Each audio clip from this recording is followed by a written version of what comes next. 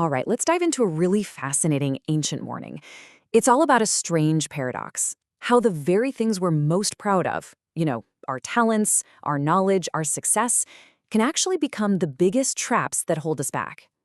So let's just start with this big question, just to frame everything we're about to talk about. What if our greatest strengths are actually our biggest traps in disguise? What if the things you're best at are secretly your biggest weaknesses? Okay, so our story kicks off in a great assembly of sages. And it's right here, in this very public setting, that a single moment of pride plants the seed for a massive conflict. So you've got this figure, Daksha. He's powerful, he's respected, but he's also totally driven by his status and deep down, his fear. And he makes this huge fundamental mistake. He actually believes that his physical body, his temporary identity in this world, is his true self. And because of this, he ends up looking down on Lord Shiva, who, well, he lives by a completely different set of rules. And this is where you can really see the two opposing worldviews just clashing. On one hand, you have Daksha. He's all about ego, status, what things look like on the outside. But then you have Shiva, who is the complete opposite. He's peaceful, he's detached, and he's focused entirely on the inner world, not appearances. It's that timeless conflict, right? The material versus the spiritual. And this brings us to a really crucial idea in this story. The things that we all chase, the things we consider assets, wealth, education, fame, they can actually become toxic.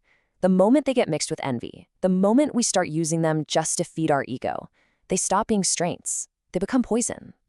So, as you can imagine, this whole conflict just gets bigger and bigger until it leads to a curse. But here's the thing. This isn't some simple fairy tale punishment.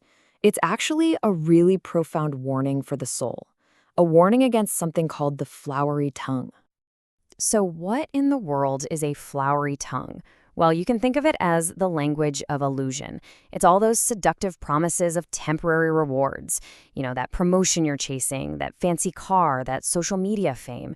They sound amazing, they look beautiful, but they're like empty calories for the soul. They leave you feeling kind of dull and unfulfilled in the end. And this quote from the text just nails it, doesn't it?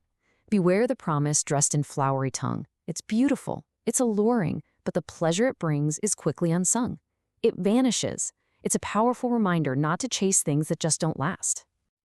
So how does this flowery tongue actually work? How does it build this trap that our minds can fall into? Let's break down the mechanics of how we get ensnared. The trap starts with something called Gramya Suka. And what's tricky is, this isn't about chasing obviously bad things, nope. It's about getting lost in socially acceptable, even sanctioned pleasures. The constant hunt for more comfort, more entertainment, or even religious acts done for material rewards. The danger is so subtle, because these things seem fine on the surface, but they're distracting us from our deeper, ultimate spiritual purpose. And the engine that keeps this whole trap running, it's called Karmakanda. This is the endless cycle, like a hamster wheel, of performing actions and rituals for one reason and one reason only, to get those material rewards. It just binds you to this loop of accumulation, always striving for the next temporary thing, but never, ever finding real freedom or lasting satisfaction. Ultimately, getting caught up in all of this is exactly like chasing a mirage in the desert. You see that beautiful oasis in the distance. You're convinced it's real, so you run and run towards it, but it's just an illusion. You can never actually get there. Now, this illusion doesn't just apply to things like wealth or fame, and this might be the most subtle trap of all. It can even apply to something we all value so deeply, knowledge. Let's take a look at how even our own education can become corrupted. So this spiritual downfall follows a really predictable pattern. First, it starts when you begin using your education not to find wisdom, but just to show off and boast. Then you start taking on difficult tasks, not for personal growth, but for public recognition, for status. Your focus slowly shifts entirely to the external, the perishable body. And the inevitable result? A major spiritual fall, a heavy stumble caused by your own arrogance. And here's the absolute heart of the matter. Real, genuine, high-level knowledge is supposed to make a person humble. If your knowledge is making you arrogant, you're using it wrong. It's no longer a tool for enlightenment. It's become a heavy weight chained to your ego, and it's pulling you down. Okay, so we've seen the trap of pride, the trap of illusion. It's pretty heavy stuff.